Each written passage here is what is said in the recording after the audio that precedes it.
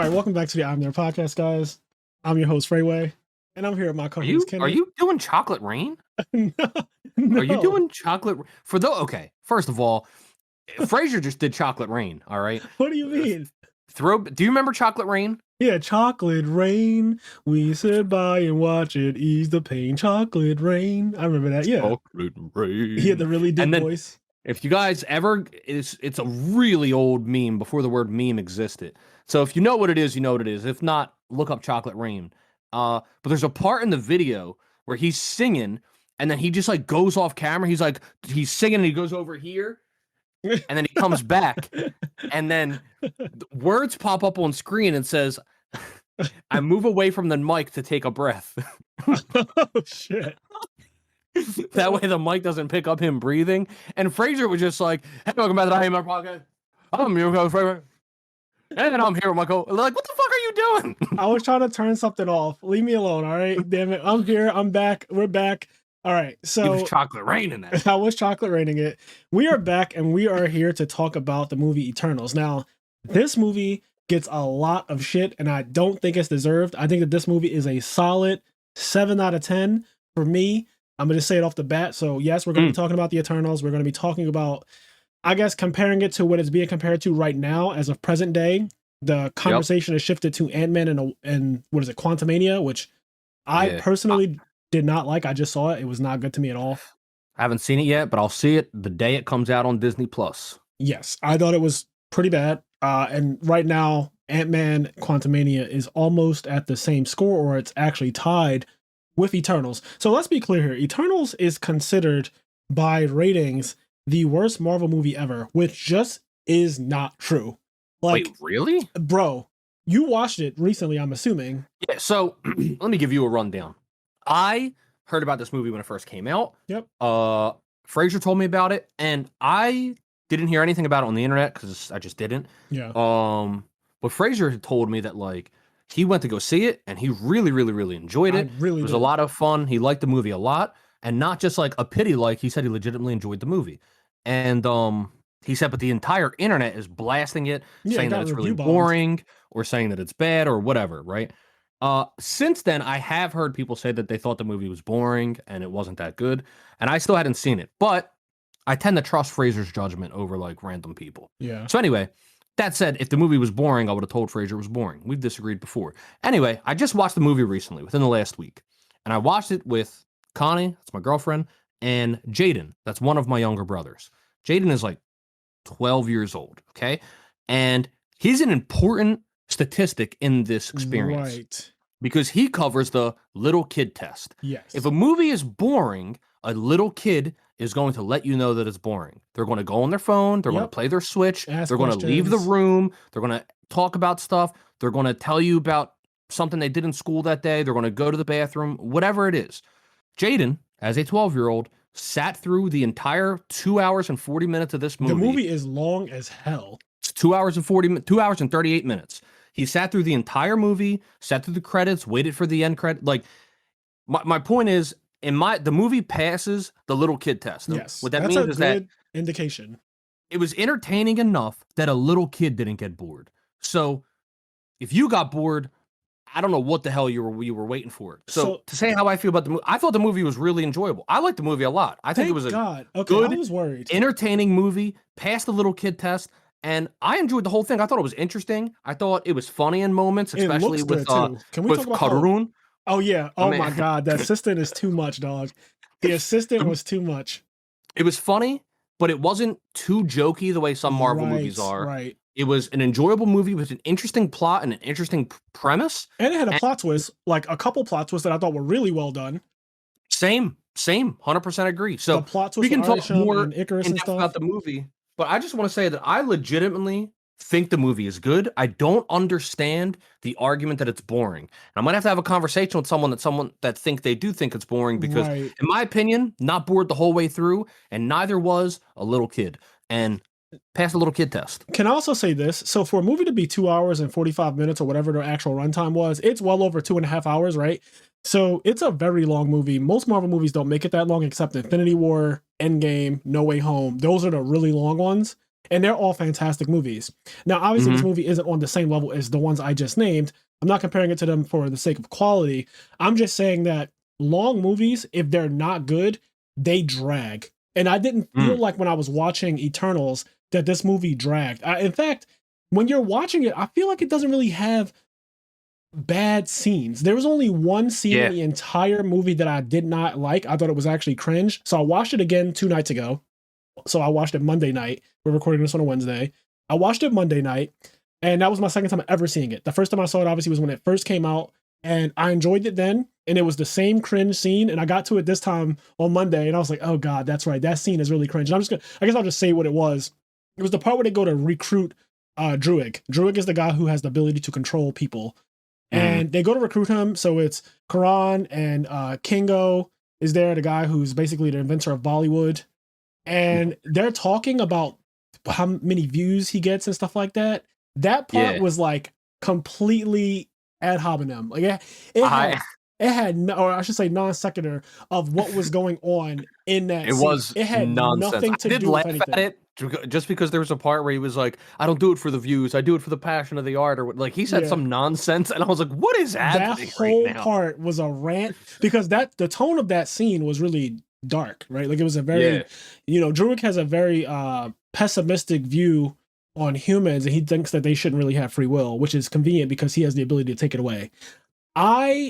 So that was the cringe scene, but outside of that one scene, dog, every single scene in the movie I thought was completely fine or just amazing. I want to go down like a list of things. We're going to be jumping all over the place. This is not like a review scene by scene or anything like that. There are so many parts of Eternals that I liked. So I want to start with like the 10 characters and their abilities, just kind of going over like the powers that they have. I'm just going to name everyone because I have a list of names here. I actually started to memorize them because I don't know, I really find this movie interesting. It's actually one of my favorite Marvel movies. It's in my top. So I have a list of like, these are the top ones and then the bottom ones, right? And Eternals falls into my top half of Marvel It's definitely movies. In the top half. I think it's easily in the top half. Not even a question. It's so weird to me. Like I would really be interested to know. I should look up the reviews or something. What people think is bad about this movie, because, like you said, I don't think it's the best Marvel movie ever made, but I definitely think it's in the top half of Marvel movies. And when watching it, and this is a sentiment I say for some things on here, I didn't really have any complaints. And while that doesn't mean it's a 10 out of 10, it means that I did enjoy the entire runtime of the movie. Yeah, I thoroughly liked it. So, okay, as far as characters go, we have a lot to go through. There are 10 Eternals in total. So you have the Prime Eternal. Her name is Ajak. She's played by Selma Hayek. And her ability is that she can heal things. And her being the Prime Eternal, she's the one who has the relationship with the Celestial. His name is Arisham. And he's like their god, essentially. He created them. He gave them their purpose. So Ajak is the one that talks to him. She's the only one that talks to him. Then you have Icarus. And he's the Superman of the group. Blatantly, he is just Superman. He can fly. He is just Superman. He has eye lasers, super strength. He can fly.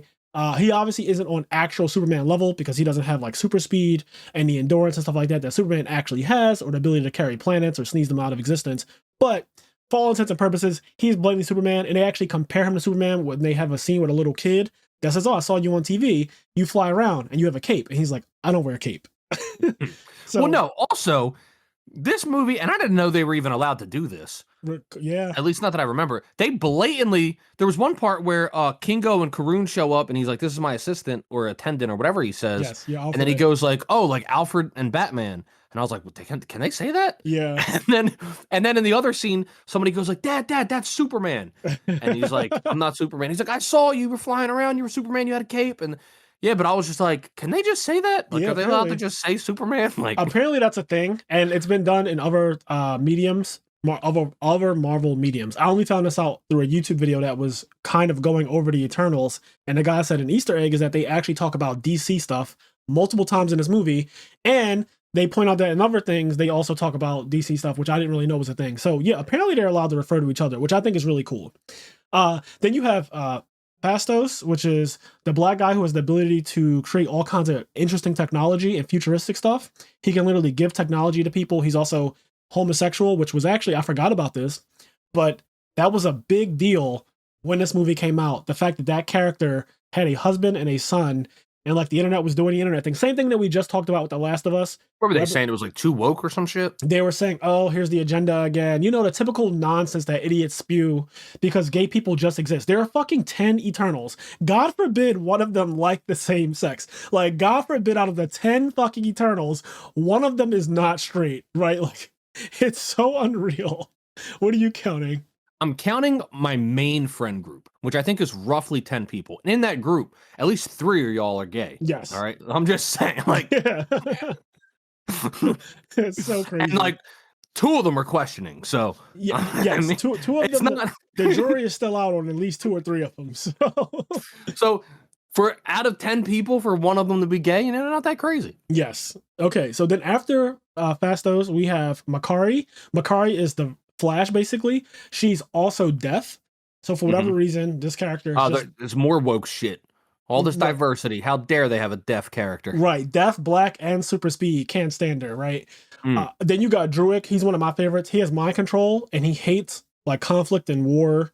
He basically hates the way humans fight, and he wishes that he could intervene. But the Eternals are all given strict instructions to not intervene in human affairs unless it involves deviance. We'll get to that in a second. So that's Druig. Athena, literally, obviously modeled after Athena, or I should say Athena's probably really modeled after her, because I love the way the story works in Eternals, where they actually created and started a lot of things that we just like Arthur and stuff, like all of the lore and stuff that kind of goes into all societies, Greek society, Roman society, American society. A lot of it comes from the Eternals, actually. Like, for example, one of the coolest scenes, to jump ahead, is Phastos. He goes to ground zero of the nuke that we dropped on Hiroshima and Nagasaki, and he says, because he gave the technology to us, apparently, which is such a cool like revisionist history thing to do. Like, it's so cool to insert the Eternals into actual history. So he goes to ground zero, and he is fucking distraught. He is so sad at the destruction and the lives lost. And he's like, is this what happens if I give them technology? Like, is this what they do with the things that I've given them? He's like, I did this. And he really hates what he's seeing. It's such a cool thing, though, that like the way they inserted the Eternals into basically every main point of history. It's really dope. I went through on Disney Plus, they have the deleted scenes too. And at one point in the movie, this happens where somebody calls her Athena, or somebody says Athena. I think it's Phastos' son says like, oh, you're like Athena, and she says Thena, no A, Thena. And then and I watched the deleted scenes, and earlier in the movie there's a part where Jon Snow mentions that Dane, played by Jon Snow, played by Kit Harington. But the Jon Snow character was talking about how Sprite said all this stuff about him, like her ex Cersei. By the way, the fact that Jon Snow, I loved Cersei.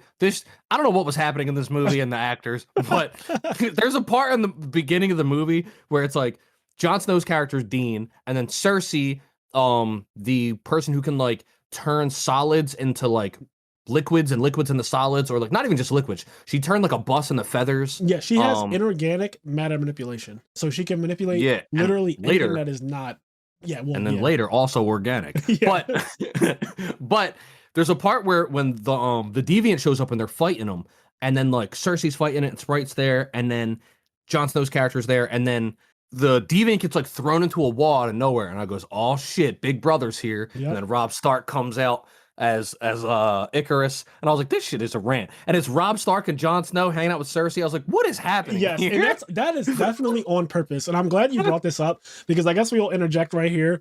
But the fact that you have Jon Snow, so Kit Harington, who's known as Dane, and you have Icarus, who's played by the guy who played Robb Stark in Game of Thrones. These two characters are both Stark children, and they essentially are in love with the same person whose name happens to be Cersei. Now, it's not spelled the same way. It's spelled with Sersi, I think, but it's pronounced Cersei. So like that can't be missed. And I also found this out today the composer for the music in the movie is the exact same guy who composes the music for Game of Thrones. So wow. So there is a lot of Game of Thrones going on when it's basically not by accident that we feel this way, right? With the names, with the actors, but also with the general sound. And I don't know if you can tell, and I'm sure actually I know you can tell. There's like this filter, I want to say, over this movie. You can blatantly see that this movie doesn't have the poppy colors of other Marvel movies, where they're very bright and vibrant.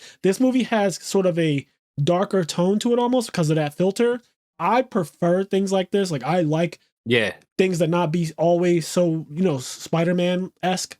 I don't mind it, but I can imagine that people who really like the other Marvel movies, this is definitely different than all of them. The way the story is being told, the length of the movie, the lack of a lot of comedy. Like it's funny. Don't get me wrong. There are some good funny scenes, but it's not every single scene doesn't need comedy, and they do a good job with that. Like not inserting comedy into every single scene. Yeah, I want to comment on that before I do. I want to jump back a small bit. Go ahead. So the thing with earlier in the movie, Dean, played by Kit Harington, he says like all the stuff Sprite told him, and then like then Sprite goes, "You believe me?" And he's like, "I do now," when like he sees a deviant, right?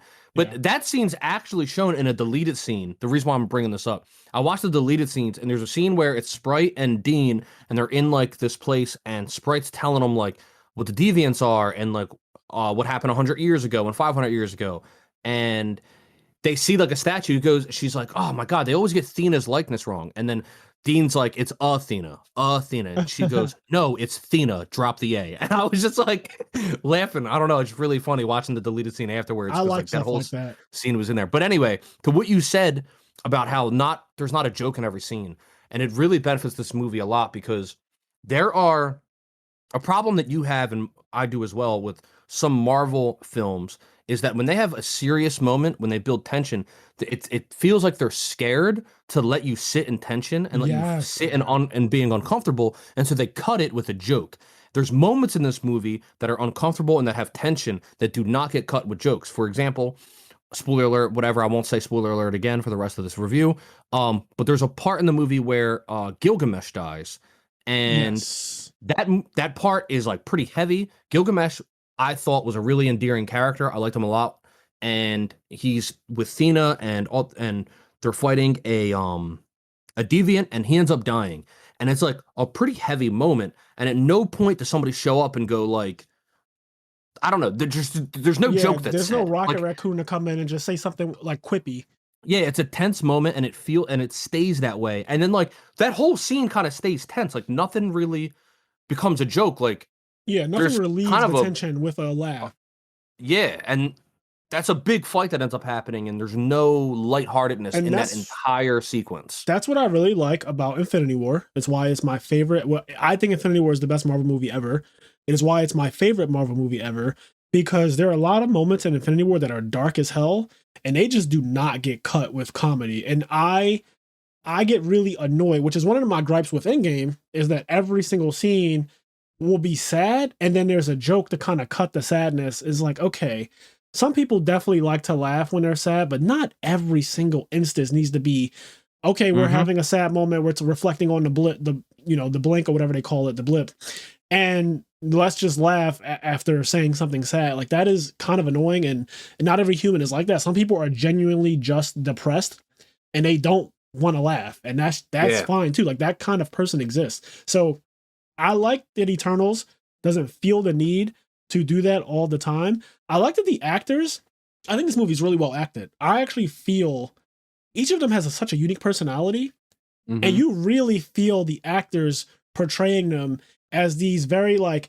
here's who your character is, right? Like, so Kingo, he's the guy with the finger guns. He has the ability to like create lasers, and he could charge them up and basically do a spirit gun like Yusuke Urameshi. Yeah, there's a part where blatantly I said out loud, "Spirit gun," because he's charging it up like a fucking spirit gun. I was like, and then he did like he slid under him and put it in his face. I was like, this is full Yusuke Urameshi right now. Even the way he holds the fingers, it looks really cool.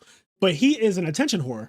That's his thing. Like, he loves attention. He likes to be the center of attention. And so obviously he became a movie star. He also created a whole lineage to become the most famous Bollywood star of all time. And it's all just him. It's like his great-great-great-grandfather, then his great-great-grandfather, but they're all just him with different hair. So it's really cool how all of their characters, they have such unique personalities. Then you have, we talked about it a little bit, but Athena, she has weapon creation. She can just create any weapon that is handheld, it seems like, out of nothingness, which is really crazy.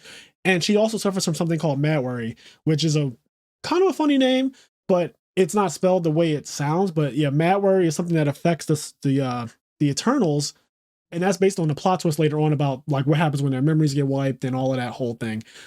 Because she actually remembers things from when her memories were wiped. So that's something that goes on with Athena throughout the entire movie, actually. You have Sprite, who actually is stuck in this childlike body and oftentimes takes the appearance of an adult because she hates the fact that she looks like that and that no one will ever really love her because it's awkward to love a child. So like when she goes to bars and stuff, and one of the first scenes you see her in, she's genjutsuing herself as an adult, like an adult woman, and the guy goes to touch her hand and his hand goes through her hand because her illusions are not tangible. They are literally just illusions. So she looks like an adult when she wants to, but then it's not real. So no one will ever really love her. She happens to also love the main Eternal, I'll say, Icarus.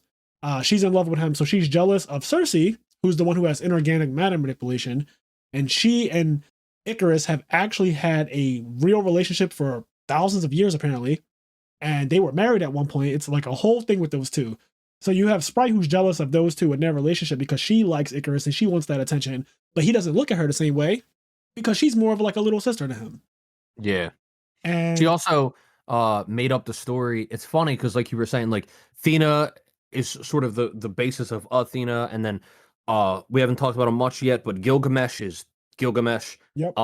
And so, you know, there's different people who are these storied characters throughout history. Icarus, everybody knows the story of Icarus, flew too close to the sun, etc.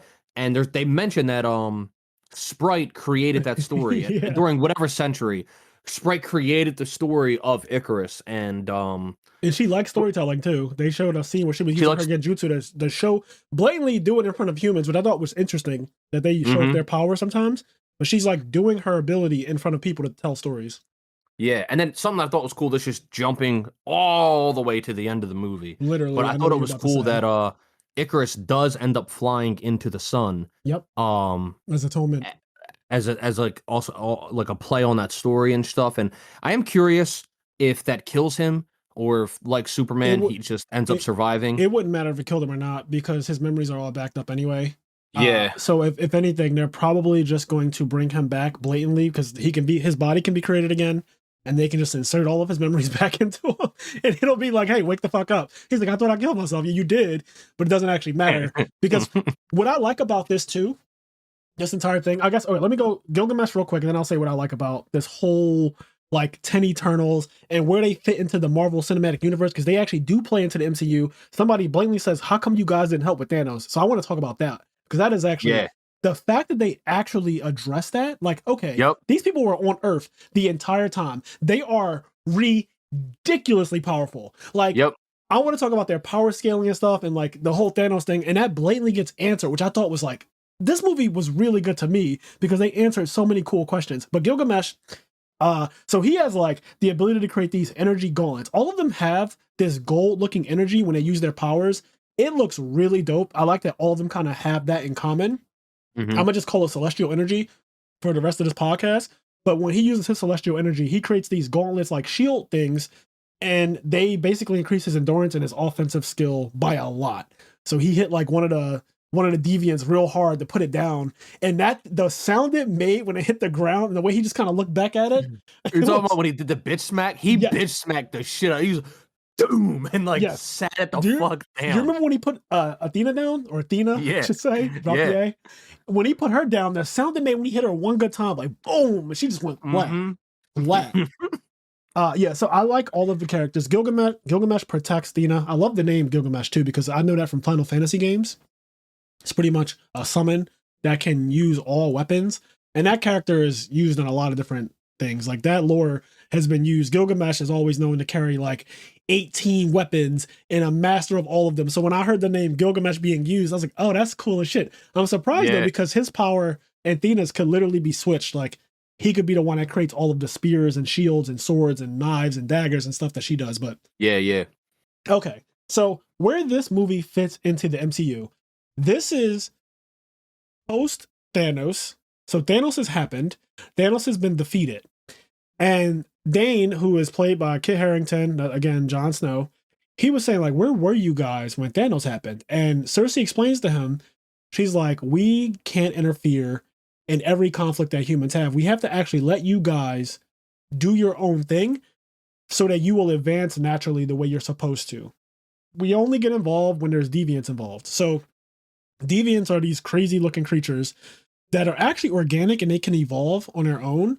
Whereas the Eternals, they don't. Like, they're created in one way and they're just always that. They never age, which is a point of contention later on. They never age. So like, that's the reason why Kingo is able to get away with like always being this Bollywood movie star. But it's also why Sprite is kind of annoyed in her situation because she doesn't like her appearance. And funnily enough, she has the ability to change her appearance, but not for real. So they all kind of have these powers and stuff. Like Druig, again, I mentioned Druig hates human free will, but he has mind control. So she's explaining to him, like, we can't really do anything. We just had to let Thanos happen. So that kind of explains, like, all right, these guys would have definitely turned the tides in that battle for sure. Like, they are ridiculous. Oh, yeah. 10 of them jumping him, like, granted, they're not all created equal. And that is very clear from the beginning of the movie. You can tell that Icarus is like, again, he's the Superman of the group, just like in DC. Superman is basically the strongest person in the Justice League. So, you know, Icarus is the strongest guy in all of the, I guess it's debatable by the end when Cersei gets her full powers, but like, for all intents and purposes, Icarus can go around killing them all, and they can't really deal with him one-on-one. Although I do like, there was a point towards the end of the movie where Athena and him were squaring up, and she was like, I always wanted a piece of you. And he said, you never had to fight me. And she said, but I always wanted to. Dude, I love that shit. When that happened, when she said like, oh, but I've always wanted to, like, yeah. I was like, you fucking go. Yo, like, that part I love shit like that. Part was like, so you've fun. never had to fight me. She's like, but I've always wanted to. And she like immediately lunged at this man with weapons. I thought that shit was fire. So there are a lot of points that there was I think it was a part where Icarus was fighting everybody, and out of nowhere Makari comes, the Flash. She comes out of nowhere and she just starts boom, boom, boom, boom, boom, boom. And it's like some anime shit. It looked like some anime Final Fantasy, like Final Fantasy 8. Have you ever used Zell in Final Fantasy 8? It looked like some crazy, crazy shit. The CGI in this movie is so well done. Can we just say, like, it looks from like this movie looks amazing. It has to have a really high budget because so much of it is CG. Like, all the deviants are CG, but then their powers and stuff, all the special effects on their powers, it all looks so clean. Like, everything looks clean. The super speed doesn't look corny. I've seen the Flash in like TV shows, and I've seen the Flash in movies, and I've seen the Flash in all types of different mediums. Sometimes it looks cool. Sometimes it looks really cheesy and corny. And the way they did Makari's super speed in this movie, there's a point where they show her like running past the city, and you can just see the background. And instead of slowing everything down, which is a normal trope that people use for super speed, like they slow everything down to say this person's moving really fast because look at how slow everything's moving. They just make her move so goddamn fast that like she's just zipping through environments. You just see backgrounds changing rapidly, and that's a different way to show it, which I like. So really, really cool stuff with the visuals. A lot of different parts in this movie were dope. There was a part where humans in like Babylon, I'm not sure if I'm getting the exact period or name of the place correct, but I'm just going to say Babylon because that was in the beginning of the movie. But they're showing there was a war going on, and humans are killing each other, murdering each other, and all of the Eternals are there. They're just like chilling in this pyramid, you know, unbeknownst to the humans, and they're killing each other, shooting, they're doing all kinds of crazy shit. And Druig is angry. He's like, I did not sign up for this. Like, this is not it. I know that we're not supposed to interfere with them. We're supposed to let them do their thing. And Ajax is like, listen, don't go out there and do it. And he says, you're going to have to kill me to stop me then. So he goes outside and he literally mind controls. Now, this is what I mean by power scaling. He mind controls an entire war of people. Like, every single human who is fighting is under his control. Their eyes glowed as like gold color. They all drop their weapons. They all turn and just like hug each other. And it is actually absurd that someone would have an ability that, and another thing about them is that they don't have stamina. Like, that's just none of they're like One Piece characters. They like their devil fruits don't require it, so like, you never hear stamina. there's not like he didn't use chakra to do that. Like he just like and he didn't have to look at anybody's eye either. No, he didn't He look just at like anyone's eyes. he didn't have to. He just like it's interesting because it's like I don't know what the condition was because he just looked at a sea of people and then controlled them all. Yeah, it doesn't seem like there's anything that scales as far as what he needs or limitations. No stamina or anything like that. They seem to not have stamina in general. I don't think they sleep either. I don't think they need to even if they do. So they're very overpowered in the sense that, we dealt with the Avengers, who are all human based for the most part, and they all have stamina and limitations and need sleep and food and things like that. The Eternals just don't. So again, in the fight with Thanos, they would be very, very, very problematic, and obviously would turn the tides in the favor of Earth versus, getting especially if it came down to like, oh, we just have to protect these Infinity Stones and not let him get them all. Like, he'll never get the fucking gauntlet against these 10 people. Like, there's no way. So the 10 of them are so ridiculous, and it would be nonsense to say, oh, like, if they never addressed where they were, and then in this movie they say, oh, they were always on Earth this whole time. It's like, well, that doesn't make any sense. Yeah, but they addressed it, which like is good, and it didn't feel contrived. It made sense for what the entire plot of the movie ended up being. Another thing that's cool was like you find out that they talk about it. Ajax is like she very early on has doubts about like what their mission is, and we don't know what the mission is at that time. Anyway, we find out what her mission is, and when she reveals to Icarus, like, we should stop the birth of this next celestial, the emergence. We should stop the birth of Tiamat, the next celestial, because like these humans, like they deserve to live. Look at everything they've done, they've proven, etc. And Icarus is like, why? Like, I don't get it. Like, what makes this group of people so special? And I don't remember the exact sequence of the conversation, but basically she says like they beat Thanos. Like, and I think it's cool that they are regarding Thanos in such a high light because she's like, they beat Thanos. Like, what do you mean, Icarus? Like, Thanos wiped out half of the population of the universe, and then these humans beat him and brought them back. Like, that's why they're special. Also, speaking of Thanos, so the whole plot twist of this movie and where this fits into the MCU, again, to talk about it even more now that Kenny has brought it up, the fact that Thanos wiped out half the population actually fucked over the plans of the Celestials, because the way it works is the real mission of the Eternals is to just make sure that the humans keep procreating and keep producing life so that the Celestial can be born. It needs a certain population, a certain amount of energy to build up on the planet while it's dormant. And once that energy builds up on the planet through population increasing, it will emerge and kill everything on that planet. It will create a new sun, which will then create new life in a new galaxy, a new universe, or whatever, right? That's like the secret about this whole thing. They were lied to, and that their mission was just to stop the deviants, and they came from some place called Olympia. All of that is bullshit. Like, none of that is true. They thought that they were like these great warriors from Olympia, but that's just completely false. It's made up. And the real story is that they're just meant to essentially harvest humans, like to make, like, shepherd us, make sure that we create more life, but not in a inorganic way. For whatever reason, it needs to be pretty organic. So they can't like rush our advancements. At one point, I think Festos was trying to create a steam engine, and they were like, no, Festos, you can't give them that yet. Give them something simpler. He was like, here is a plow. It plows things because it's a fucking plow. And he's all sad about it. Mind you, the plow he created looked insane. Like, it just looked gilded. It was like gilded and all advanced looking, even still, but it was just a plow. But he was really sad about it. And I thought about, because the time that they were in was like 500 BC or something. And I thought about how interesting it was that we don't get the Industrial Revolution, right? Like, we don't get the steam engine and stuff like that for so long. Yeah. And he wanted to give it to us again in like 500 BC or some shit, which would have, if we would have flying cars by the time they get to present time. Like, we would have we would be on every planet. Like, humans would be everywhere at that point. So it's interesting how they chose to not advance us on purpose so that we have an organic evolution. Anyway, so the point being that this Celestial is supposed to be born, Ajax starts to fight against that. She knows what the reality is because her memories aren't wiped like the rest of them. Apparently, all of their memories get wiped after every successful, what do they call it? Emergence. That's what it's called when a Celestial comes out of a planet and kills all life on that planet. It's called an emergence. she is the only Eternal who still has her memories from the last time it happened. So while all of them get their memories wiped, she knows the truth. She's being told the real deal by Arishem, and the rest of them are being lied to. For whatever reason, she does decide to tell Icarus, and he is a guy that's like, I just follow orders, right? So he wants to uphold the order. And this is kind of a civil war type of thing. So once she tells him that, he decides, all right, well, I need to get rid of you. You're the leader.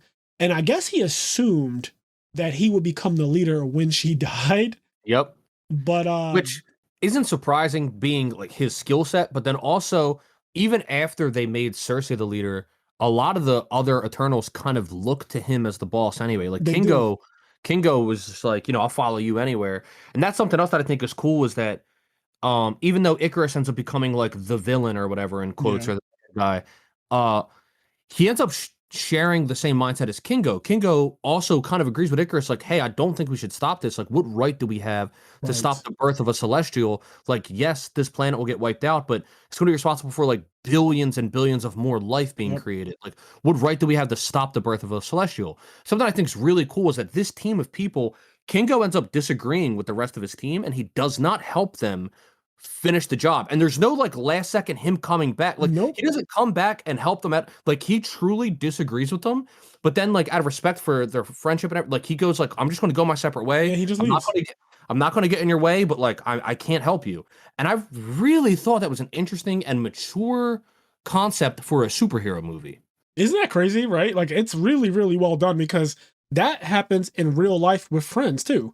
We have a group of friends, we argue, we fight, and a lot of times some people are just like, I'm just not getting involved in this because I like both of you, I respect both of you, and I might even agree with both of you in different ways or different points, or I might blatantly just choose one of you over the other, but like, I don't want to be dragged into this at all because this is not really my fight or this is not my thing right here. Like, I just don't want to, sometimes you don't even need to explain why you don't want to do something, especially when it's like an argument, right? Like, I shouldn't have to be like, even though I feel this way, which is probably why you called on me to be like, Kenny, listen to what he's saying. It's like, yes, Kenny does agree with me, but like, it's kind of unfair to just like drag your friend into your beef with another friend that you guys have mutuals with and stuff like that. So I like that Kingo, like you said, mature is the word. It was very mature for him to be like, I like all of you. I agree with Icarus on this situation. I think that we should not be stopping the birth of a celestial because who the fuck are we to do that? But out of respect for everybody, I'm just not partaking in this civil war, this mutiny. I'm not partaking in this. And I think it's cool because I think in a lot of other superhero styled movies, in the last act at the last minute, there would have been like something that they didn't have enough power to do, and then Kingo would have showed up and been like, "Oh, I couldn't let you guys down" or something. And like he would have helped them. He would have like helped them. Why'd you say the exact line? Why'd you say the exact fucking line? Because that's what it was. That's what it would have been. Yeah. And he would have like helped push them over the edge or whatever. But like that didn't happen. Yeah, like, he never came back. When he was like, I'm done, he was done. And another thing, so immature, Sprite joins Icarus for no reason other than the fact that it's in spite of Cersei. Yes. And that she obviously loves Icarus. So whatever Icarus does, she will follow him essentially. And that's obviously that's immature as fuck because it's like, well, you aren't really thinking for yourself. You're just like, I like this person. And I also don't like his lover or ex-lover, rather. So I'm going to go against her and with him. So it's kind of a spiteful thing to do. It's a very immature thing to do because she's not actually thinking for herself. She's just like, I'm just going with this because it hurts you and it helps you. It's very self-serving. And it's very like a slap in the face. But yeah, she follows him. And I thought that was cool too, that you have a character that's blatantly using like very personal, for creatures who are supposed to be inorganic, it's a very personal thing that she decided to do in that moment. Yeah. Yep. I really like that for different reasons.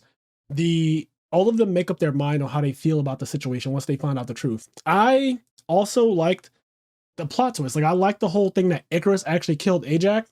And there are hints about it earlier when they first find Ajax's body, the way they're all looking and all distraught, especially Cersei before the orb flies into her body and she becomes the new Prime Eternal. Everyone's looking around, but you could tell that he isn't exactly as bent out of shape as the rest of them. And there's a part where they're all going to visit Gilgamesh. And I think at some point they say like, oh, why? I think Icarus says something about him being the new leader or like he could do it. and they say you didn't even get chosen when Ajax died. Like they kind of make a joke about it, but it's not really funny to him. Like it's like, yeah, you didn't even become the leader even after the leader died. Like you weren't even next in line to become the leader. I think I think that was when they were saying that like Captain America's dead. Oh yeah, and who's going to be the leader of the Avengers? Yeah, and Icarus was like, I think I could do it. Like I think I'd be pretty good at that job. And they were like, you're not even our leader. Yeah, like, what the fuck are you talking about? You didn't even get chosen after the leader died. That was a low blow. He took it really well, mind you, but that was a fucking low blow. But yeah, he conveniently appears in the beginning of the movie to fight off that one deviant that had already absorbed Ajax, the one that can heal. And he said that, I was just here checking up on the earthquake, but that's not true. Like he knows that deviant is going to, he knows where that deviant's going.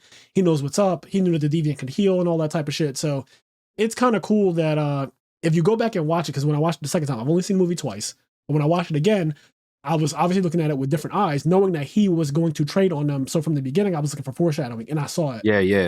Yeah. By the way, that deviant was fucking sick when he absorbs Gilgamesh, and then he finally he gains humanoid, like true sentience, and he's able to talk and everything. And man, if he would have absorbed more, so just to cut ahead, he doesn't get to absorb anymore. He ends up having a fight with Athena, and it's a really badass fight. And there's a part where I read it as she basically got caught on purpose.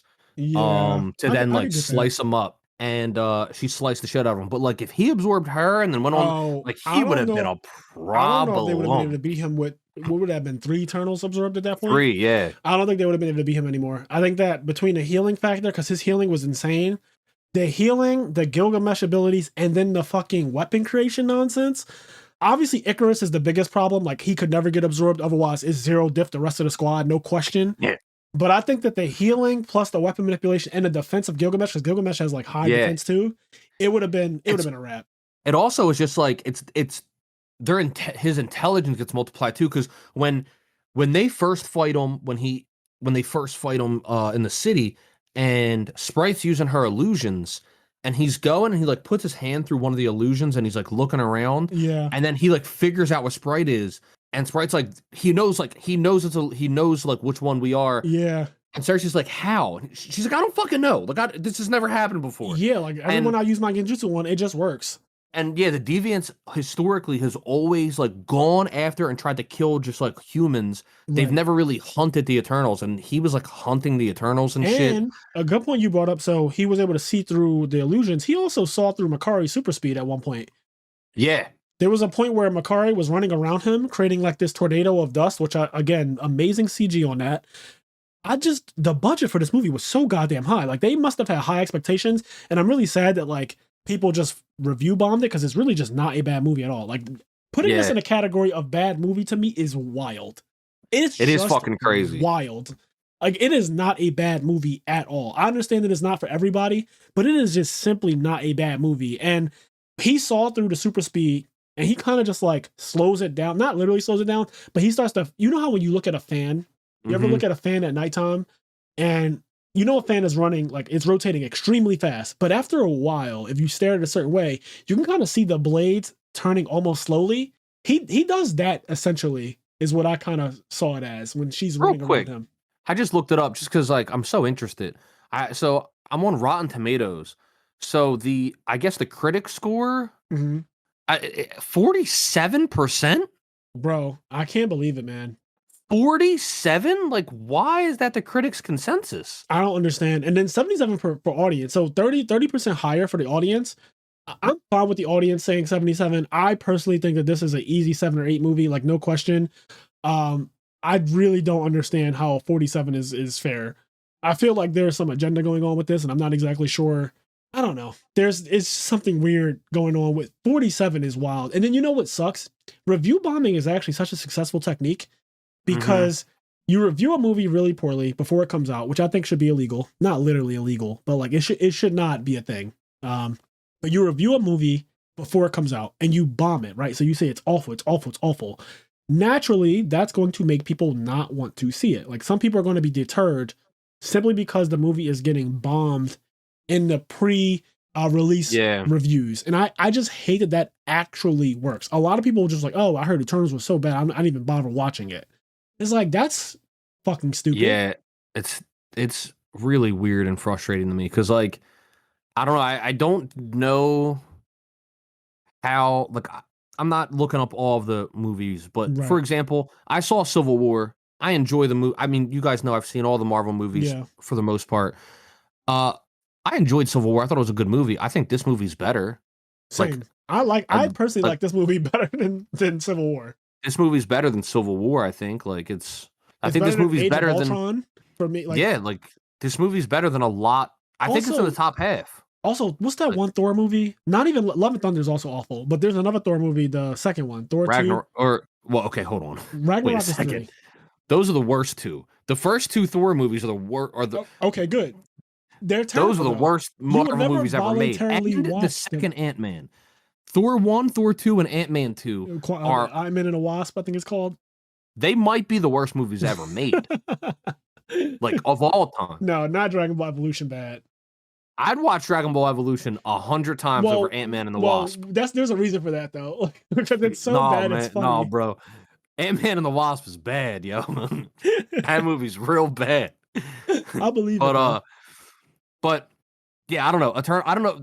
I haven't looked at the score for those movies, but here's my thing. If Ant-Man and the Wasp is anywhere within a 20-point spread of Eternals, then we're lying. Like, somebody's lying. Yeah, somebody is now I have to know. So we're here. So Ant-Man and let's see. Okay, it came out in 2018, so 5 years ago. And what the fuck? No. It has an 87. Bro, no. That is literally the bottom 3 Marvel movies ever made. The second Ant-Man movie is bottom 3. Watch them all. Watch them all in release order. It is bottom fucking 3. To give that an 87? Yeah, 87 is crazy. 87 is incredibly high. 87 is insane. Let me see what Infinity War has now. Now I don't trust. 87 is insane. That's a B+, right? 87 is a B+. 87 is damn near an A. It is not a B+. That is nuts. I tried to look up Infinity War. They were just like, no. Like, they just straight up told. Not, so, to say that this movie is a 47 or whatever I said, and then Ant-Man, now, you know, these are just the critic scores, but this is what I mean. This is part of the problem. I don't fucking know. I don't know what people were looking for, what they wanted, what their criteria was, because in watching this movie, the movie is cohesive. It makes sense. The plot holds itself together well. It does very mature things and mature themes that aren't typically done. Yeah. It doesn't have generic military bad guy that half the Marvel movies have. Oh, yeah. I forgot about generic military bad guy. He doesn't exist in this. He's not here. And it just carries itself really well. Like, it's not boring. It doesn't have any plot contrivances that I've seen. It explains things away that initially, if you just watched it, could be a plot hole, but then it immediately explains it in a way that isn't a contrivance. So I think it does a lot of really things well, and it's an intelligent movie in that it takes itself seriously and it carries itself well throughout the entire runtime of the film. And I also don't think it's boring. And I think to compare it to some of the worse off Marvel movies like Ant-Man and the Wasp, which apparently has a fucking 87 on Rotten Tomatoes, I think is fucking outlandish. 87 is insane for any Marvel movie outside of like the real good ones that everyone agrees is good because they're just actually good and there's no debate to be had about them. But like, it just is not an 87. It's just not an 87. Like, for that to be 87, it's not a 37. No, I believe you. For that it's to be so 87, bad. For that to be an 87, for Eternals to be a 47, I just want to know what actually went wrong. Like, who got pissed off about the Eternals? I just don't get like what happened. I don't understand. I liked Thena's character a lot. Like, I liked Druig's character. I like Sprite. I like so many of the characters. I like the plot. I like the plot twist. I like when you found out that Icarus is actually the one that killed Ajax, and that actual scene where he kind of like pushes her off the cliff. Yeah, I think that whole thing was really well done. Like, she falls down, and at first I was like, damn, is she just gonna like get hurt from falling? But no, the way she lands is actually kind of cool to me. Like, she lands on the ice, and it's kind of one of those entrance lands that she does where it's like really hard. It's a superhero landing. It is a superhero landing, and she looks up, and there's like a bunch of deviants. And what I do like about the Eternals is that they all have their own unique powers, and it doesn't really extend too much past that. So she's a healer. She's not the best in combat. And so when she starts getting jumped by the deviants, like she can't really do much. She's blatantly a support type. And he knows that, like Icarus knows that when he did that. He knows that she can't actually beat a group of deviants that would just jump her, but they're normally supposed to stay together. So that's another thing. They're not supposed to actually go out and live their own lives. Ajax, and this isn't her defiance, she allowed them to go out and have their own life. And that was a point in the movie too. They made a whole scene about all of you deserve to live your own life and go and do your own thing. Because normally they would just be together. That would never happen. A group of deviants would never. In fact, the movie starts off with them getting, I guess, jumped by deviants, and they just zero diff them. Like, they body the deviants come up on the shore. One of them eats a human like real quick. And when they get there, the fucking Eternals just body every single deviant. It's not even close. Yeah, them as a team of 10, and they're literally designed to be a team, right? Yeah. So, and they work best as a team. So even though the leader isn't the best fighter, like Icarus can kill way more deviants on his own than Ajax could. But they're designed to be a team, and so her value comes through in her keeping the team together as a leader, and then the support of keeping them alive. Yeah. And then the fucking illusions of Sprite, like, by herself, Sprite doesn't do a single thing. She can't actually hurt you. She can just fuck up your vision and make you see things that aren't actually there. She can change her own appearance. She can also go invisible, which I think is really relevant. But like, if she had to fight 10 deviants, her best bet is to go invisible and run away because she literally can't beat them. So her ability by herself is not that good. But when you consider giving her the reality stone and having her with 9 other people, it's like, well, that ability is actually insane now because she's only going to illusion you, and then the other 9 people are going to be fucking wailing on you. And if you happen to hurt one of them, here's Ajax to heal that person. Yep. And then like, that's like, imagine you see 100 versions of Icarus, so you don't know where you're attacked. It's a wrap. And then if you happen to injure the one real Icarus, you have to find him again in a sea of 100 as Ajax heals. Mind you, there's a bitch with super speed running around punching you in the face, which that does hurt. Like, she has her ability is just like Superman and the Flash and DC are actually OP. I think Icarus and Makari are definitely like a bit OP because she even fucked him up bad. Like, there's a part where she was just giving it to him up against the wall, and he really couldn't do anything. Like, he just was taking it. I think Gilgamesh could have gave it to him too. I'm not saying he would win, but I think there's a reason why they took Gilgamesh out. Because if Gilgamesh was in the last act, he would have been a problem. I think you're right, actually. I didn't quite think about the fact that he conveniently was removed from the plot by the time it came time to fight Icarus. And maybe Icarus started to pop his shit once Gilgamesh was out the picture. Because you always size up. If you've turned on a group, you always size up the group to say, like, if it came down to it, could I actually take them? And once Gilgamesh was out the picture, I for sure, and Thena being like a little crazy, I think he said, I got good odds here. I got good odds. I mean, in hindsight, right? Like, at the time, you don't realize Icarus has betrayed them. But like, there's no reason why Icarus should have left Gilgamesh alone. Like, when Gilgamesh died, like Icarus, like he could have, like him and Gilgamesh together could have cleaned that up. Yeah. There's no reason why they could. But like, he left Gilgamesh on his own. And then like, things went wrong. And like, when you're watching it, you don't think anything of it, but in hindsight, it's like, he wanted Gilgamesh to die there. Oh, like, 100%. Because it was the only way that this was going to work out. And at the end of the day, I think he also realizes, like, all right, well, they didn't make me the leader after Ajax died. But if the rest of them start getting killed, eventually I'm going to be the fucking leader. You're not going to make it Sprite. It's just not going to be Sprite. It's just not going to be Sprite. Oh, man. So he's like, look, if enough of you fucking die, I will eventually just be the leader, and we can just get new versions of you guys anyway. Like, it's not a big deal. Yep. But I really like the conflict of him at the end, but I also like how he said, I've been wanting to clip your wings for a long time. Yes. He was a little scared about fighting Icarus. I like how, again, they all acknowledge him as being the boss. I think he even says at one point, like, he calls him boss as he's fighting him. Like, as fast as he's fighting him, he calls him boss. And he also makes that comment about, like, Icarus being able to fly and stuff. Like, I've been wanting to clip those wings for a long time. And then when he finally does use his technology on him, it holds him perfectly. Like, my man can't move. He shoots his eye lasers out, and they, like, don't go past a certain point, like Aizen's chair. Like, his Ryatsu just doesn't go past a certain point. It's really well done. Again, the technology looks really, really good. The CG on those restraints that Fastos created, those rings and everything that he creates, all of that shit looks amazing. Like, everything about this movie. When he was doing that, I was like, because like they create the bracelets. For half a second, I was like, "Are they creating the 10 rings?" Like Someone for a else does moment, that. I went back. Like my brain, I was like, "Are they like?" I was like, "What the fuck's happening right now?" I was like, "Is this like the creation of the 10 rings and like goes back in time or There's something?" Like I don't know. Like There's speculation because the way they inserted themselves and everything. yeah, There's speculation that the 10 rings are made from Phastos because we I know a wouldn't lot be of technology surprised. was given. A lot of tech was given because of the Eternals. Like they created a lot of things.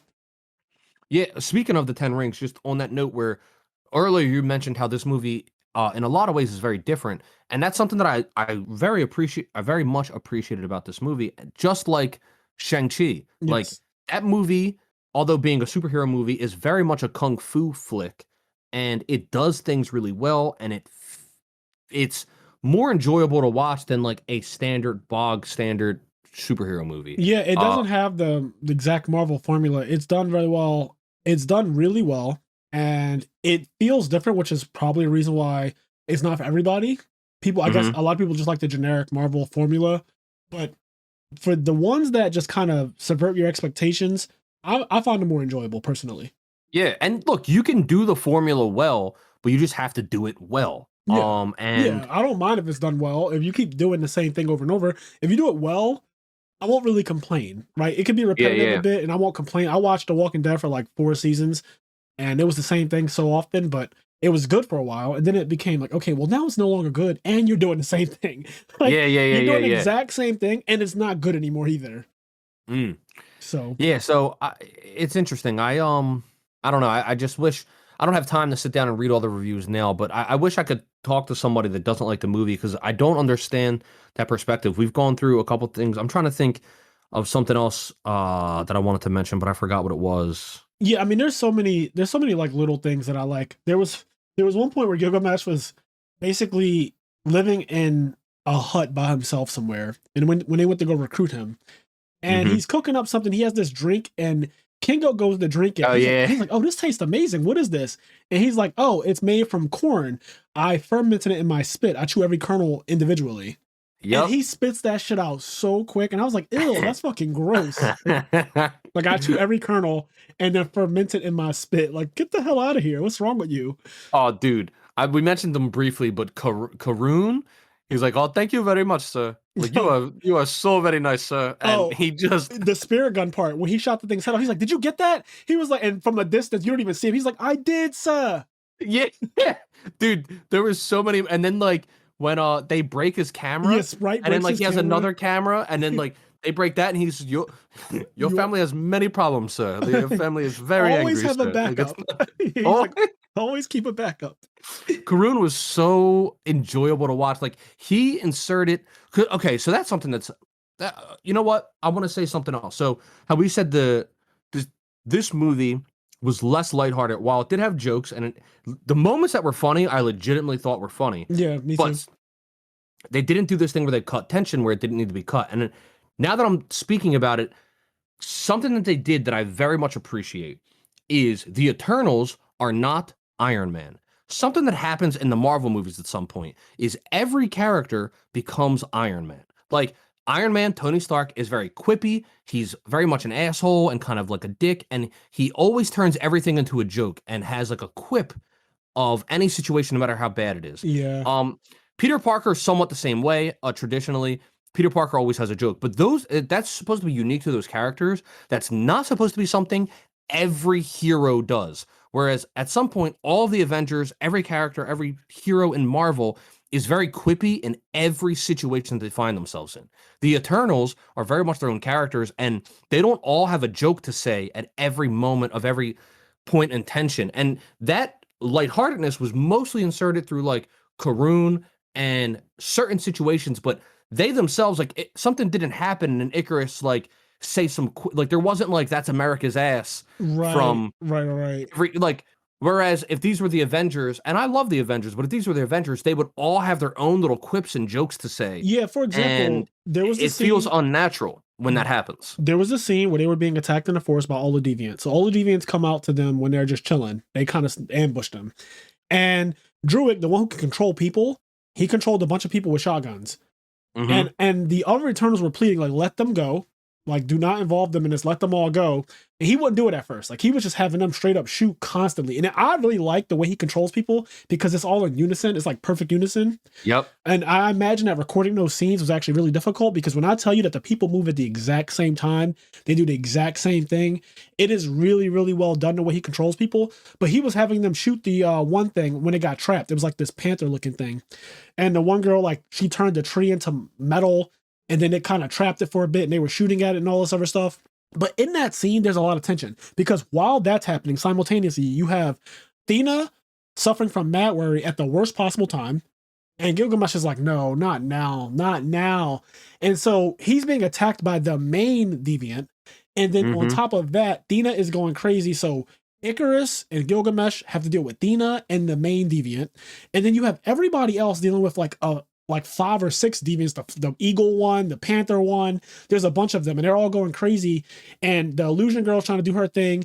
Cersei at one point gets thrown into water, which was a really cool scene, how she did like her matter manipulation thing. This is when you find out that she can actually alter organic things because it's about to kill her. And she just turns it into a fucking tree, like straight up. But there was nothing about that scene that was like, oh, this is a funny scene. Like you could tell that there were real There were no jokes. Yeah. There were no jokes. There was no quips. Yeah, when Thena's eyes started lighting up and he was like, not now, Thena. Like I felt the dread of like, oh God, this is bad. And they have like an emotional moment where like he goes to her and like he like puts his hand on hers and he's like, remember, and he's like trying to bring her back down. Like none of that tension gets cut. Like we're allowed to sit in that uncomfortableness. And maybe that's what people don't like about the movie. Maybe it made them feel uncomfortable. I don't know. But I felt as though it was a very mature take on the genre, and I enjoyed the fact that not every character was played like Iron Man. Because I love Iron Man, but I don't like when every fucking character in the Avengers makes the same jokes as Iron Man. It's like, where are their individual character traits? Why are they all just Iron Man in terms of like how they handle situations and stress and tension? Because that's how Tony Stark handles tension, is he makes a joke out of it. Not that he actually thinks everything's funny. It's that like that's how he's handling that tension. Yep. And it doesn't make sense for every other character to handle tension in that way. Yeah, you don't always need a Tyrion Lannister. Just because it's Game of Thrones world, you don't need a Tyrion inserted in House of the Dragon. Exactly. It's the exact same thing. I like the part where Thena was just practicing with a sword. She's swinging it. And then somebody asked her, they're like, is that the Everblade? And she's like, no, it's the Excalibur. And I think Sprite says, oh, that's right. Arthur always did like you. And I was like, wait.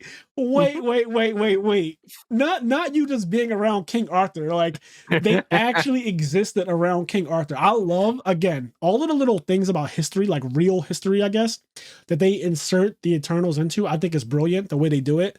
They live through literally every peak moment of human civilization. And that's also explained too.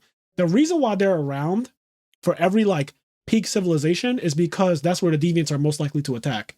Yep.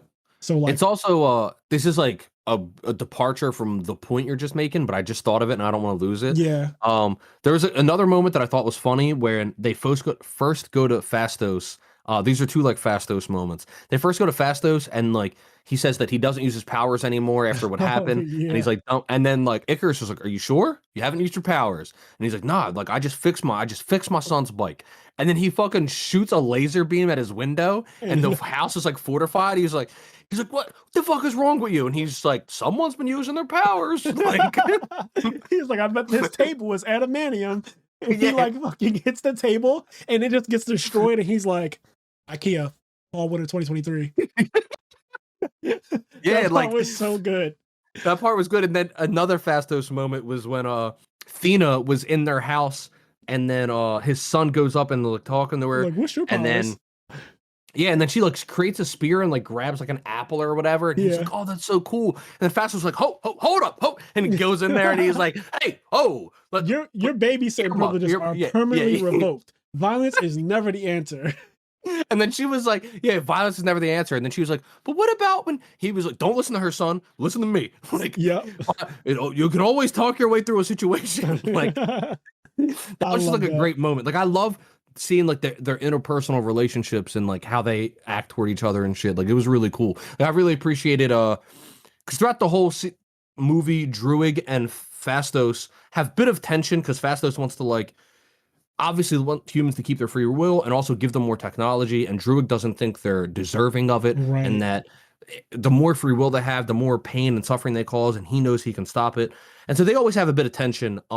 Then toward the end of the movie, they give a handshake and like hug each other, and like at the end of the day, they are a family, and they all, even Icarus, who does kill Ajax, like he cares about her and cares about all of them. Like, Yeah, he was sad when he did it. Like he wasn't like happy and laughing maniacally no, when he she died. cried and like shot eye beams into the air and was like Yeah. crying and Oh, I shit. like Like, that part too. When that one deviant or whatever had him pinned down yeah, and he yeah. started And he was like firing trying to get his head up. yo, that part looked so fucking cool to me. Like he started firing the lasers in anger, and then it would slam his head back down, and then he would fire them again. I love that. That part was really good. I like how Makari is a thief too. Like that's her thing. Yeah. She kind of steals. So she has all of these artifacts from basically every period of time. And that's how I think she ended up with Arthur's sword. There's a bunch of other shit in that room. They have like a whole room of stolen shit. And I just think it's funny because she's also outrageously fast. So she steals It's things easy for pretty. her to do that. Yeah. Really good stuff. The whole plot with Arisham. So after they prevent Tiamat from coming back, because they like do this thing called, was it the mind thing or something? Like they The join Unimind. the Unimind. That's a comic term too. So they do the Unimind. They give all their powers to Cersei, who has the ability to actually alter organic matter as well as inorganic matter. So she kind of freezes or puts it to sleep the celestial that's going to be born out of Earth and kill everybody. So she stops that. It's like the main point of the movie. So after she stops that, Arisham summons her in anger. Like, what the fuck? What did you do? And he's like, listen, you let these humans live, and I'll be back. And when I do come back, I'm going to judge you, or judge them rather, and see if Based they're on your worthy.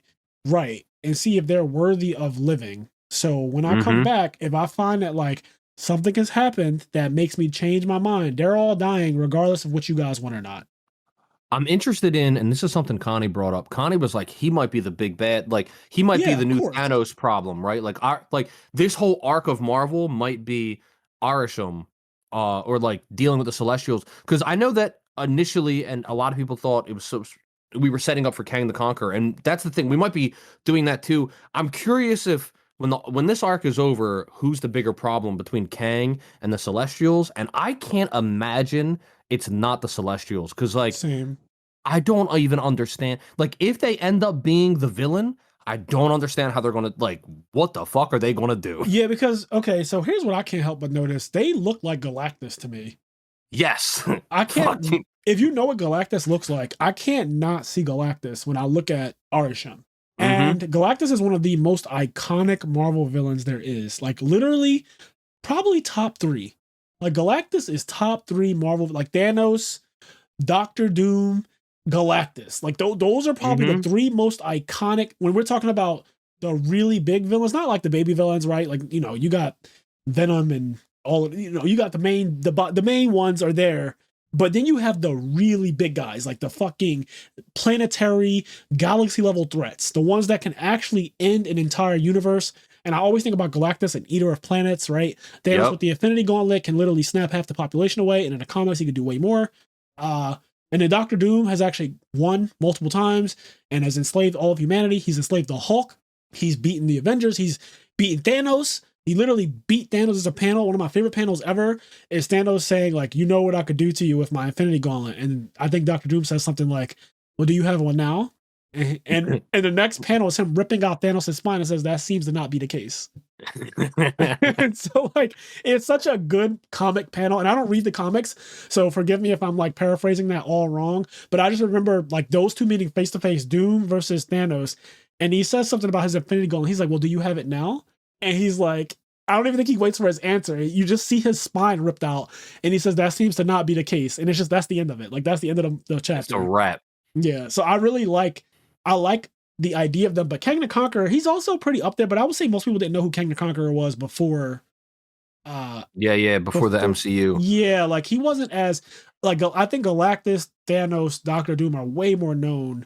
I mean, the Celestials are, just even looking at them, like, the fact that, like, they're just too big. Yeah, Like, I don't even know. They're just so big, and like what they can do is just like, I don't know. So I'm very, very, very interested in where things go. Knowing that they created the Eternals is really bad for every hero because you remember how many Eternals there were, like bodies, husks there were.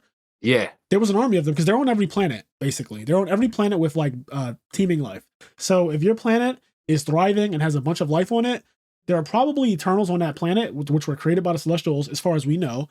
And when they showed that little, I guess, scene to kind of say this is how they were created, there were so many of them, and they're ridiculous. Like the powers that they have and everything are ridiculous. Yeah, they can just make them do whatever they want. It was cool when, excuse me, when at the end of the movie, fucking Thanos' brother shows up. Oh yeah. At the end of the movie, and I think Harry he's an Styles. Eternal. Is he an Eternal as well? So apparently Thanos is half human, half celestial or eternal, or whatever it is. But yeah, Thanos is also half human, half one of those two things. I forget which one it is. Yeah, when he showed up and it was like, and it's the Prince of Titan. And also, I guess slight fake out for me because it happens right after Kit Harington's character is like, you know, my family history is actually kind of complicated. And then Cersei gets taken away. And then like the next scene is that, and then like there's a shadow walking in, and he says like, and I was like, holy shit, is this Jon Snow? Like, is he gonna be like Thanos' brother? But it wasn't him. He was not. Jon Snow's another character. But there's something going on with Jon Snow because there's like this black blade. Yeah, and like you said, they mentioned his heritage and where he comes from and all this other stuff. So there's something going on with him. Apparently, in one of the post-credit scenes, the voice you hear is Blade, which I believe is played by Mahershala Ali now. We don't have the official movie yet, but you remember there was a voice, right? Yeah. And there's all this talks. Apparently, there's been a lot of talks about vampires in general in the MCU. Like, I think that Kingo said when his assistant first met him, he tried to stake him in the heart. And he said, I've apologized for that a bunch of times. And Kingo's like, not enough times. Not almost. He was like, almost. That's Kingo is funny, man. He was Kingo just is like, funny. You're almost there. You almost got it, but not quite yet. You still work on it. You're getting close. I love when Kingo was just doing his little Bollywood dance. I like his whole little whole like 5 minutes or whatever it is, and he's just like doing his thing. Like, oh, he was so into it. I love one thing I love is when I see people from Asia doing their dances, those fucking cool ass dances, man. They're so funny, but like really, really dope and choreographed. And the girls come in at one point because I think the guys all leave. Then the girls come in, they start doing their little belly dancing shit and all that. And they do the thing where they lift the leg up. It was that movie, the production on Eternals. Every single scene that I looked at, except the part where they talked about their views on YouTube, every single scene I was like, this is really, really good. And it kept me the entire 3 hours. I was sitting there, because if you watch the whole thing with the credits and the post credits, it's 3 hours. So I watched the whole thing and I'm sitting there like, man, at no point did I feel like I'm bored or I don't want to pay attention. I want to go on my phone and check my notifications or this is starting to drag. I'm noticing that it's actually over 2 hours now. Like it's starting to hit me like, oh God, this is going too long. Like, nope. Yeah. At no point did I feel that way. And I think that's really, really good. I guess one of the last things that I wanted to talk about real quick is like the relationship between Icarus and Cersei. Back in the day, they used to be deeply in love with each other. And I like how it took my man, I think 500 years to propose. Like Yeah. It was like they had been together for 500 years, 500 to 5,000 or something like that. And he finally proposes after that amount of time. So they get like married and everything and they have sex, which was like, okay, they can have sex. That's cool. But they had this really good relationship. And then they end up breaking up. And I guess it was, I forget exactly what the reason was. If you remember.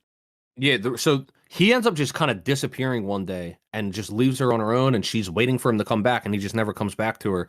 What we end up finding out is the reason why is because he finds out the truth of the Eternals' mission. Ajax tells him the truth like 500 years ago or whenever it is, tells him the truth of the Eternals' mission, and then he isn't allowed to tell, and he has to live with that truth. Right. And that's part of what. So for 500 years, he ends up isolating himself from his peers because it's hard for him to deal with the fact that he knows they're all going to die and he cares about these people. It's hard for him to deal with the fact that he knows they're all going to die and to be able to look them in the face. So he isolates himself and he deals with the fact knowing that like we're on this mission and we're all going to die one day and like we just have to deal with that.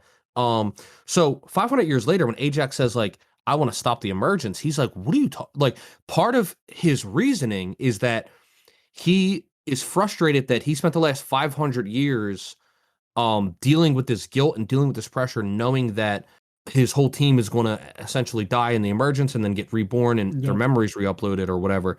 And so it's like, you want me to change it now? Like I spent the last 500 years dealing with this information and I couldn't do anything about it.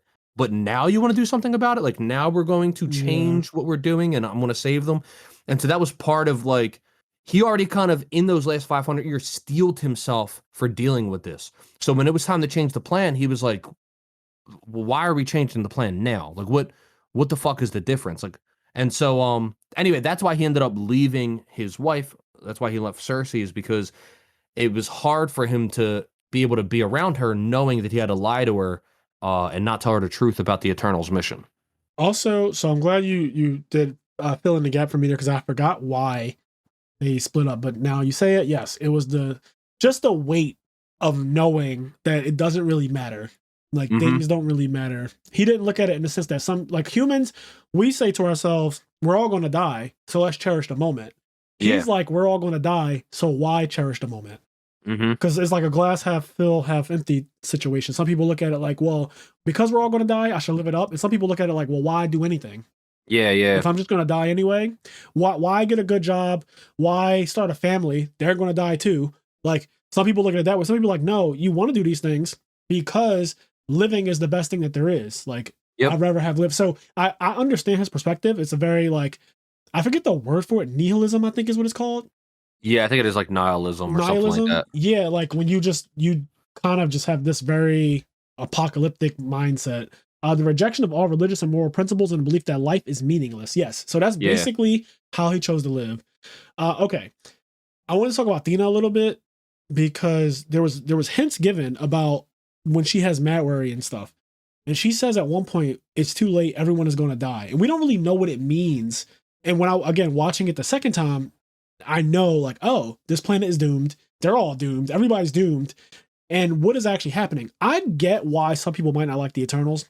It is a lot to ingest. And I feel like it's a movie that if you stop paying attention for 5 or 10 minutes and you try to just look look up from your screen or your phone or whatever, you will really be lost. Like, you will actually. I do not think this is a movie where you can afford to take a break from it and just like let your mind wander. I think if your mind wanders too much and you come back to the movie, you will start to notice a lot of things. You'll notice, okay, this is a really, really convoluted storyline in the sense that there's a lot of things you have to pay attention to. And they all matter, right? So there's like a love relationship between Cersei and Icarus. There's the whole thing with Arishem and their mission. But then there's also the real reason why they were created. And then there's the deviants and how the one deviant has actually evolved to the point where it's starting to become sentient.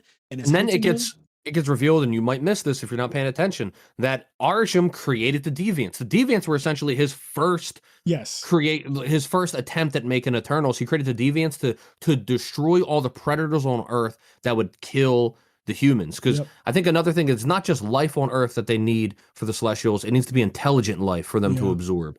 And then so the deviants went to like kill all of the tigers and bears and stuff that would harm the humans, but then the deviants evolved and they started attacking humans as well. And so that's why when he made the Eternals, he made them so that they don't evolve. And these are all little plot points that kind of happen somewhat quickly, you could miss them. And even in the beginning, when Cersei is teaching her class, she said, "What is an apex predator?" That's the first question she asked. And the students are trying to answer.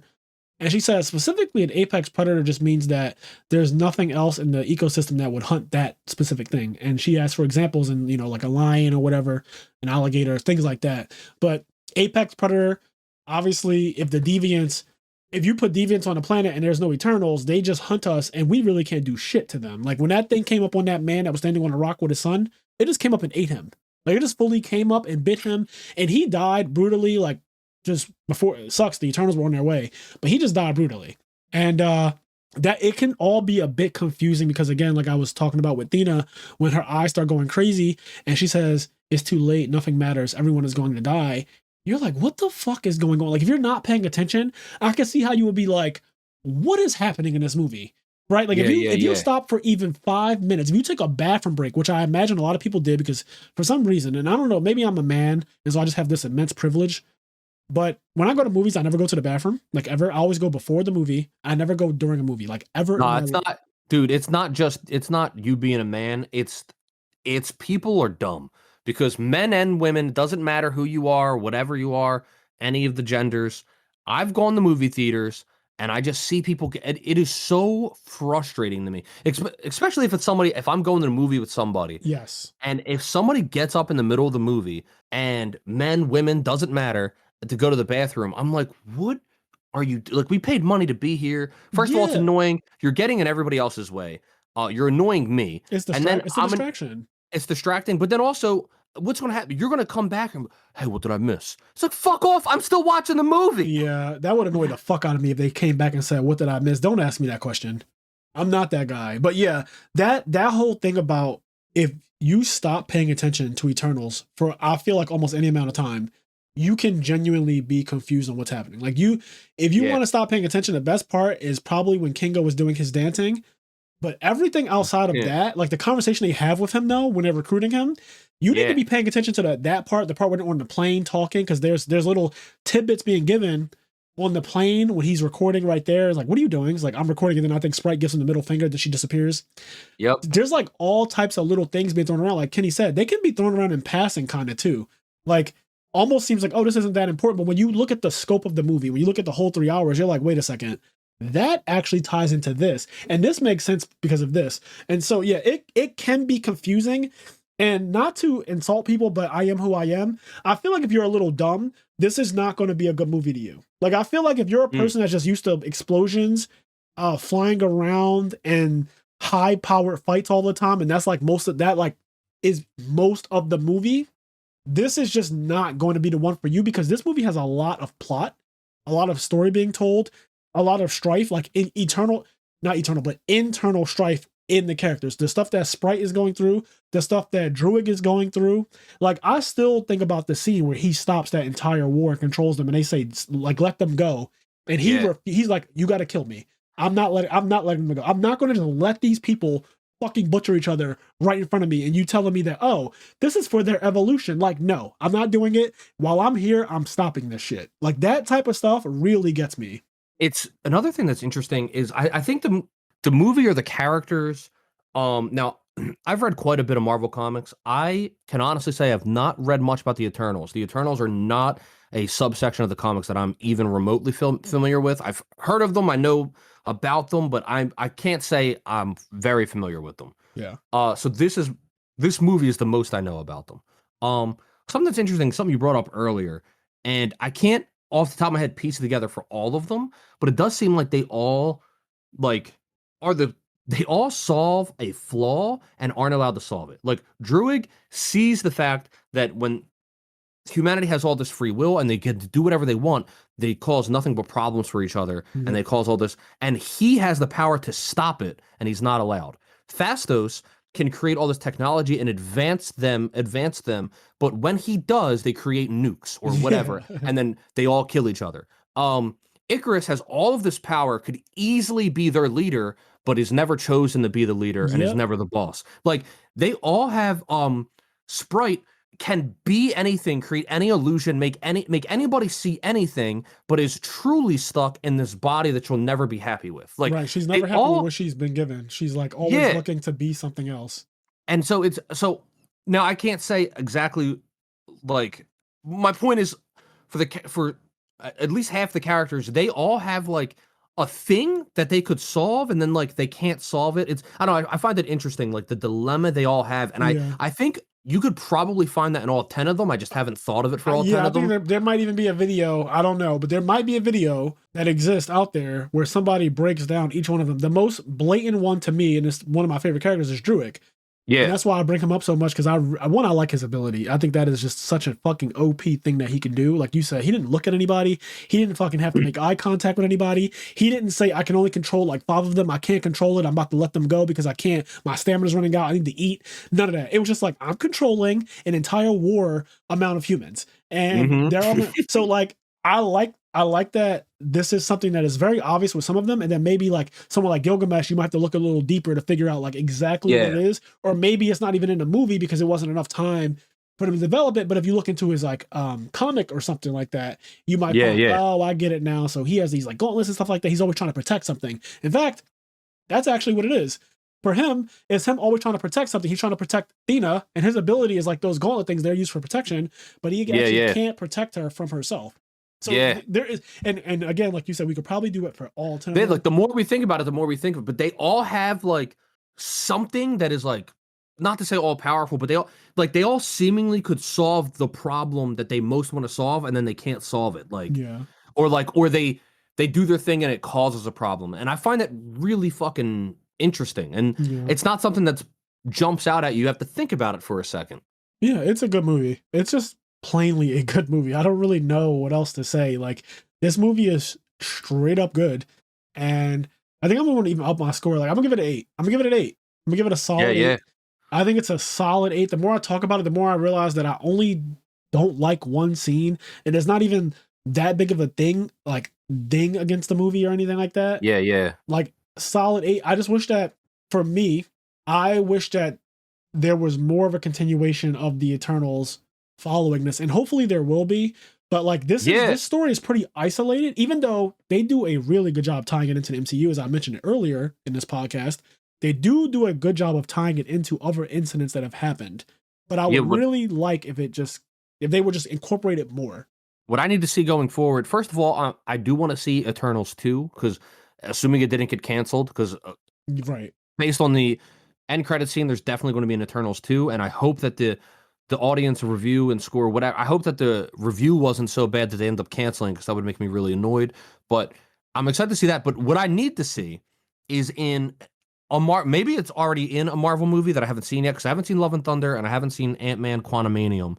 Maybe it's in one of those two movies. I don't know. But if not, I need to see it. I need to see the giant stone hand in the ocean just be part of the backdrop somewhere. That needs to just be in a Marvel movie. Like, we just need to, like, that stone hand needs to be just a backdrop where it's not even mentioned, but it's in the background, or it needs to be the site of like a fucking fight. Like, shit needs to go down at the stone hand. I'm not crazy, right? That was showing up on the Earth when they zoomed all the way out, right? Yes. Okay. It is huge. It was off the Earth, right? Like, you could see it in space. Okay, I'm not crazy. I thought that they zoomed out at the end and showed space, and the view of the Earth from space had a fucking hand coming out the Earth, basically. Yep.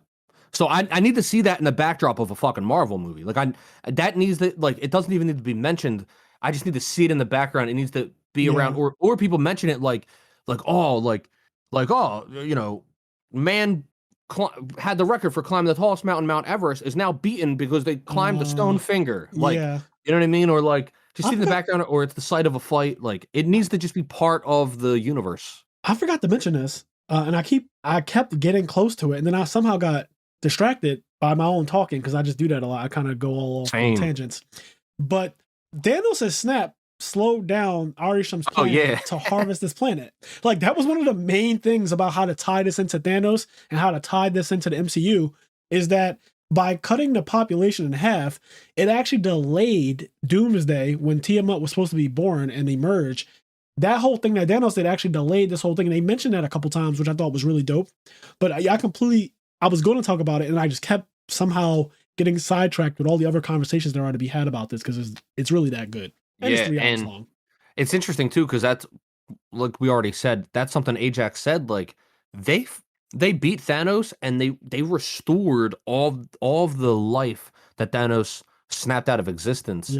Which then put it back on track for Tiamat to be born. But you know, she's like, how fucking incredible is that? You know what I mean? Like, yeah, it's dope. It's really dope. All right. Well, I think that wraps up this one. We are about an hour and a half in, just about. So I want to give a shout out to everybody on our Patreon. We have officially reached 50 people. Yes, so we have. Thank you guys so much. I am just super, super happy about the fact that, this podcast is under 2 years old now, and we have 50 people on our Patreon officially. Thank you guys so much for supporting the IMNerd podcast. Me and Kenny are very appreciative of that. And as we always do, give a shout out to everybody, and then Kenny's gonna do number 50 onward. So all right. Well, number 50, you know exactly who it is, but we have Connie, Austin, Leon, Quest, Garen, Xavier, Hylian, Dimitri Barnes, Vinny Casello, Dominic Roberts, welcome back, Giovanni Avalos, Alex Flamer, Ari Reynolds, CJ, Dubk Dad 1, Dan Varable, First to Home, Dallas Fernaris, Estat Akuma, Mitchell Nels, Midwest Gaming, William Shapiro, Dimitri Safirdas, Vince Marquette, Dallas Bailey, Roz Weiss, Nick Stango, Hunter, our 2-time national champion, Vincent Zen, Sarah Maria, Sunny Top Cut Podcast, Alex Ahern, Philip Campa, Jalen Haskins, Arali Melfi Slump, Chris Lynn, Jeff Luang, Wookie 159, MSW 2389, Edison Club, Kyle Batelho, Brandon Moore, Sugal, Nick, Eric, Nafa, Corey Fowler, Omar Ramos, Elijah Barfault, and number 50, last but And not number least, 50, our newest patron, our special guest from the last episode that's of the right, podcast, is a true hero, or more importantly, as Fraser gave him the moniker last episode, a true friend. a true friend indeed. All right, so thank you guys so much for supporting the IMNerd podcast. Check out our YouTube channel. We're at like 625 subscribers as of the point of recording this episode. We are on the road to 1,000. So if you haven't subscribed to our YouTube channel, please help us out and give us a sub. We would really appreciate that as we try to make 1,000. And when we get to 1,000, I think that we're allowed to apply for like YouTube partnership or something like that, and then we could like monetize and all that good stuff. And I have to slow down on my cursing, but we'll cross that bridge when we get to it. I want to do a 24-hour subathon / stream type situation. Once we actually get to 1,000, I can do like super chats and all that stuff. So I really want to grow this channel. We've been working really, really diligently to grow it. Kenny and Connie have been creating clips of the actual podcast videos that are available exclusively on our Patreon. They take clips from those full-length video versions of the podcast and upload them to YouTube for you guys to see. And if you want to see the whole thing, subscribe to the Patreon. And then we also have me doing a lot of Yu-Gi-Oh! Edison content and duels with Stango, with Master the People, Master versus the People, 3 Masters, 2 Masters, solo series. There's a whole bunch of Yu-Gi-Oh! Stuff that I've been doing, just kind of conceptual ideas and stuff, like the abusive relationship between people and Trap Dust Shoot. So I have all kinds of random videos that I want to do. I still have to do my top 10 most overrated cards in Edison, which will be coming out really soon. But yeah, if you guys like that type of content and you just want to support the podcast, you don't have to do anything more than subscribe to us on YouTube. That would be a great help. And if you want to go above and beyond, check out the Patreon. Thank you guys so much. As I always say, thank you. Do the things that make you happy, including enjoying a really good Marvel movie that is honestly slept on. Hella slept on. Yeah. Y'all need to wake up. All right. Well, we'll catch you in the next one. Peace out. Peace.